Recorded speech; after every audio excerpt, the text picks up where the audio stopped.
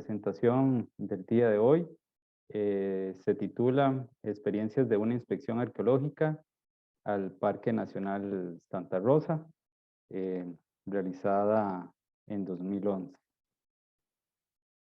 Bueno, como les decía, fue en marzo de 2011 cuando se realizó esta visita al Parque Nacional, bueno, específicamente al Museo Histórico de la Casona.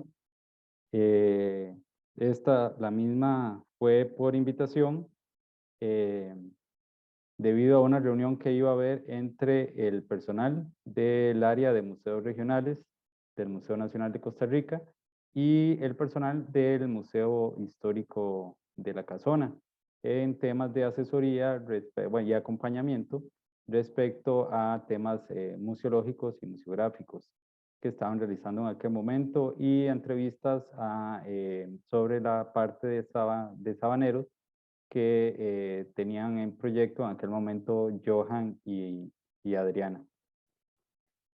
Otro de los motivos de la visita, en realidad el motivo de la visita por la cual me invitan a mí a participar, es para realizar la inspección de un posible cementerio histórico o un cementerio asociado a la batalla de la Casona. Esto fue por referencias de otro funcionario del parque que decía conocer la ubicación de ese posible cementerio.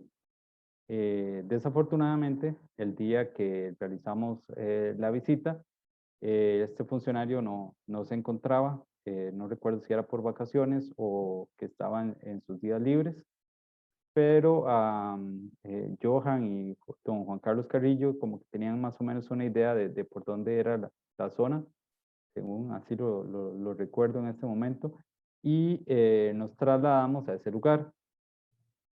Bueno, desafortunadamente no pudimos hallar este cementerio ni ninguna evidencia que nos dijera que efectivamente se encontraba ahí.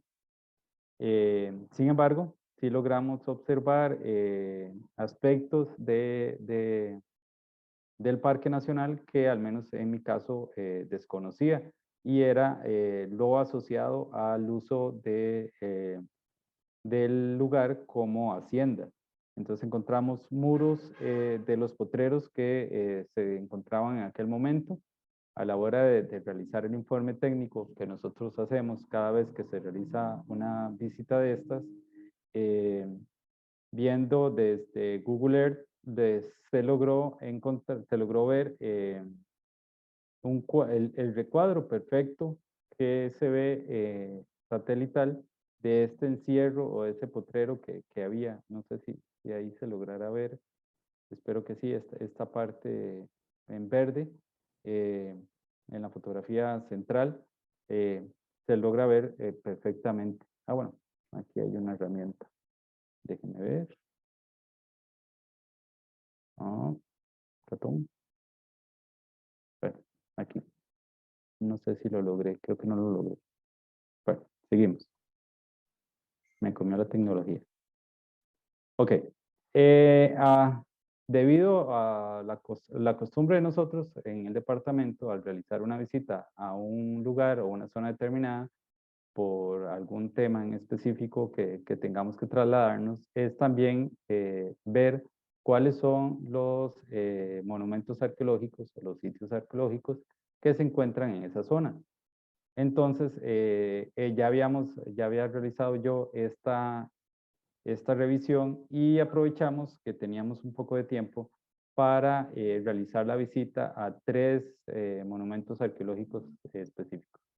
Este fue, bueno, los Duendes, Nácar y uno muy cercano a la casona que se llama Cementerio, pero no es un cementerio asociado a la casona, es un cementerio arqueológico. Y bueno, ahí pueden ver la ubicación de estos. Tanto en Nácar como en Cementerio logramos observar la presencia de cerámica prehispánica en estos sitios. Y bueno, en Duendes no se logró esto, pero sí otro tipo de manifestaciones artísticas que se encuentran en él. quisiera llamar la atención en este momento sobre esa línea que se ve transversal ahí cerca de Nácar, que es un cortafuegos, si mal no recuerdo, para más adelante, para que lo tengan ahí presente. En la visita tratamos de ver si se lograba como determinar el área de cada uno de estos monumentos arqueológicos, pero la vegetación no nos lo permitió en ese momento, se requeriría mucho tiempo, bueno, más del que teníamos en aquel momento, para lograr realizar, determinar esa área, hasta dónde llegaría la dispersión de materiales para cada uno de estos monumentos arqueológicos. Por ejemplo, en la foto a la izquierda pueden observar la vegetación típica de la zona, ¿verdad? Pero también para nácar, y a la derecha, que está un poquito más verde, esto es para el cementerio. Luego tuve la oportunidad en aquel momento, porque no lo conocía, de conocer el monumento arqueológico Los Duendes. Este tiene varias manifestaciones artísticas, como les decía. Uno de los principales y cerca del camino que existe en este momento, bueno, mejorado según entiendo, después de la visita que había realizado, es el petrolifo que está a la izquierda, arriba, con A. Esa manifestación ahí, que tiene en las cuatro caras de la piedra. También hay otros, estos son petrograbados, son, bueno, grabados en piedra, por eso petrograbados. El de abajo, la opción B, también es otro grabado en piedra, pero muy diferente al anterior. A la derecha, lo que se observan son afiladores. Estos se utilizaban para afilar otro tipo de piedra más fuerte que se utilizaba luego para labranza corta del sotobosque, para la agricultura. Entonces había que tener esas herramientas afiladas. Y como por acá baja una quebrada, entonces había acceso al agua. Entonces así es como se generan esas oquedades que tienen las piedras. Luego, como les comentaba, luego de cada una de las visitas, lo que se realiza es un informe técnico de la misma. Al realizar esta, normalmente, dependiendo de la visita, se hacen como muy expeditos, muy sencillos, o si no, se elabora más, dependiendo, obviamente, si son excavaciones, son informes técnicos muy elaborados. Sin embargo, para esta ocasión para poder dejar una copia a las autoridades del Parque Nacional, opté por realizar un informe más elaborado, como meterle un poquito más de carne, por decirlo de alguna forma, y entonces se agregó un apartado de antecedentes en el cual se esbozaron y se caracterizaron todos los sitios arqueológicos que se encuentran, aparecen registrados en la base Orígenes para el Parque Nacional Santa Rosa. Y se caracterizó cada uno de estos y se agregó al informe para que las autoridades del parque tuvieran acceso a él y conocieran de qué se trata, para ir incorporando poco a poco el componente cultural arqueológico al parque, al plan de manejo del parque, perdón. Entonces, ¿cómo quitas eso? Sí, no, ya me pasé. Los monumentos arqueológicos que están en el parque son un total de 17, según lo que tenemos contado o registrados. Es importante aquí señalar que el hecho que se encuentren registrados no significa, bueno, o que hayan 17 no significa que son los únicos, sino que son los registrados. Esto es, los que tuvieron visitas de algún profesional en arqueología que realizó el registro. Entonces, perfectamente puede ser que hayan más sitios arqueológicos en la zona del parque. Como pueden ver, hay un sector aquí al centro que está completamente vacío, sin datos. Y en el sector murciélago, que sería la parte de arriba, son 7 los monumentos arqueológicos registrados en este sector, y para el sector Santa Rosa son 10 hasta el momento registrados. La gran mayoría registrados por investigadores de la Universidad de Costa Rica. Esto porque existió un momento en el cual la Universidad de Costa Rica tuvo un convenio con parques nacionales, y entonces visitaban los parques nacionales y registraban los sitios arqueológicos, los monumentos arqueológicos que se encontraran. Normalmente esto lo hacía un arqueólogo que se designó para ello, y visitaba los lugares que los funcionarios del parque le comentaban que ahí habían visto material. Entonces, por eso es que está como muy sectorizado, si lo ven, y puede ser que hayan otros sectores en los que todavía no se ha observado. Desafortunadamente, no existe un informe, o no se ha encontrado un informe ni en la universidad ni en el Museo Nacional, en el Archivo de Investigación, de esta visita que realizó la persona en este momento. Solo tenemos lo que se dejó en el registro de los sitios en la Universidad de Costa Rica.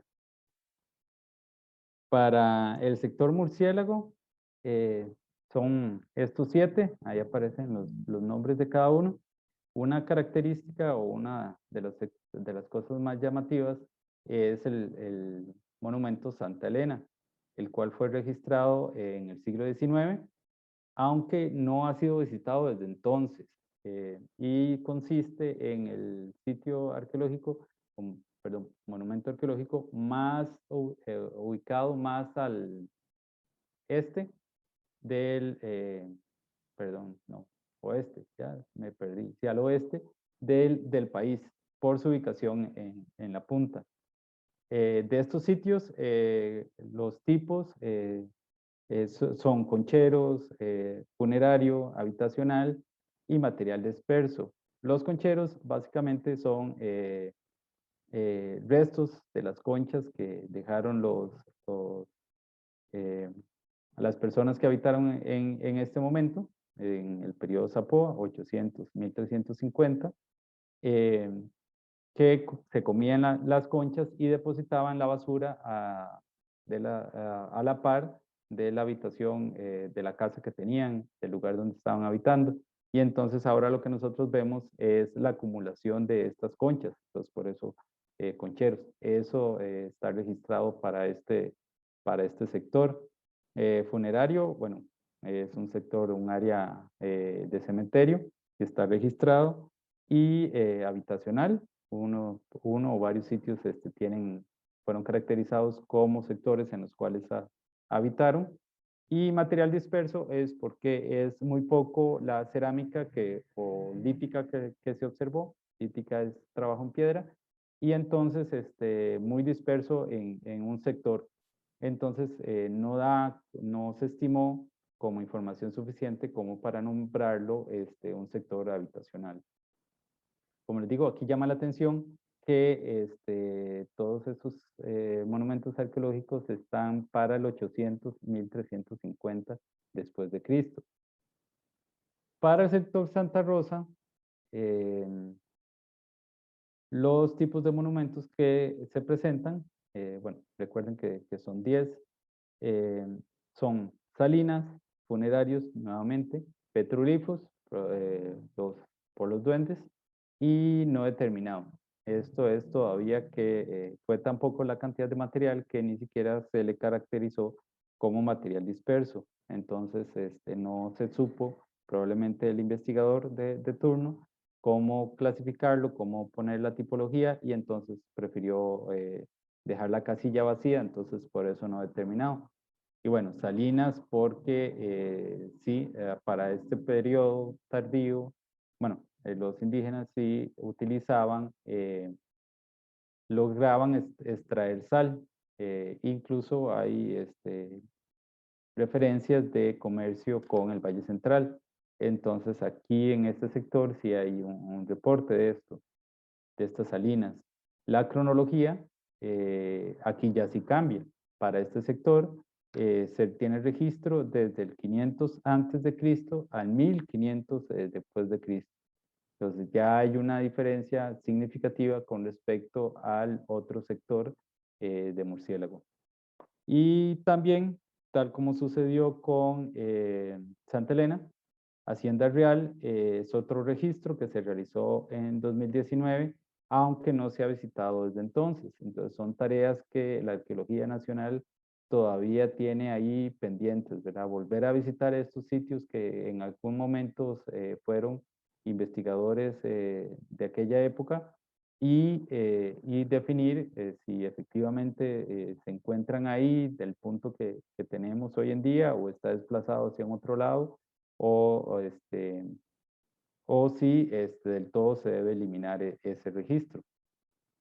Pero eso se realiza por medio de algunas investigaciones.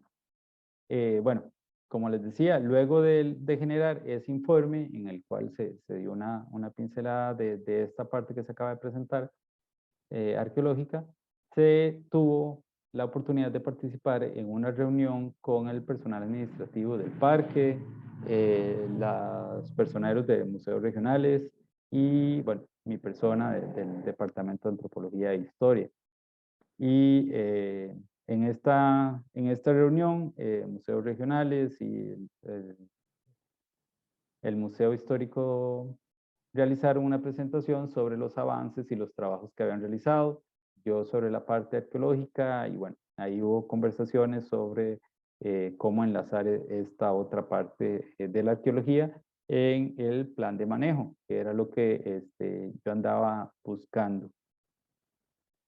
Entonces, como lo que se presentó, básicamente, debido a esta parte que yo andaba buscando, presenté una propuesta de investigación que pretendía generar una conciencia sobre la importancia del patrimonio arqueológico existente en el Parque Nacional y que mediante dicha concientización los diferentes actores se apropien del patrimonio. En este sentido, he entendido en que se apropien, digamos, como reconocer la existencia en el parque y así tengan una mayor injerencia en los procesos de toma de decisiones sobre asuntos de índole arqueológico que se desarrollan en el parque y, bueno, en las comunidades cercanas.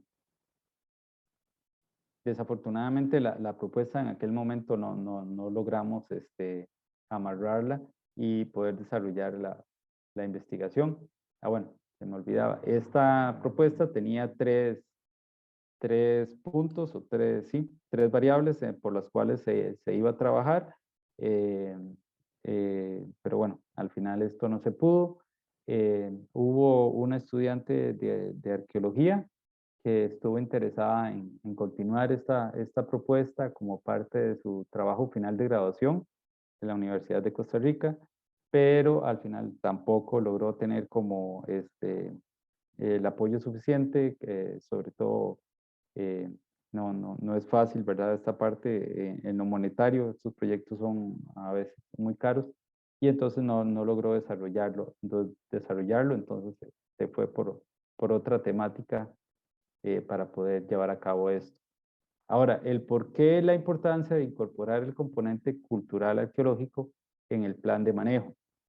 Bueno, como ya se mencionó por parte de doña Vera y de don Juan Carlos, el parque es principalmente conocido por su patrimonio histórico, es decir, todo lo que está asociado a la casona y ya sea lo de 1800, sí, ya no dije nada, de la batalla, y, ¿cómo se llama? Y la parte de la hacienda sabanera, pero también por la parte de resguardo del parque en lo natural, por lo del bosque.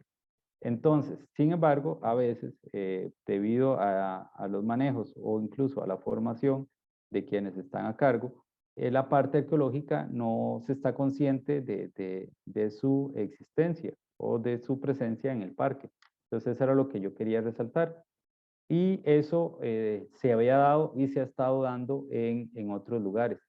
Por ejemplo, aquí hay dos mapas, el de la izquierda, que es un poquito más clarito, es el del Parque Nacional Carara y la ubicación de sitios arqueológicos. Y a la derecha, el Parque Nacional Manuel Antonio y también sitios arqueológicos presentes en el mismo. Eh, entonces, la idea es que en el plan de manejo se pueda conocer la ubicación de estos sitios, su extensión y el tipo de evidencia que éste posee.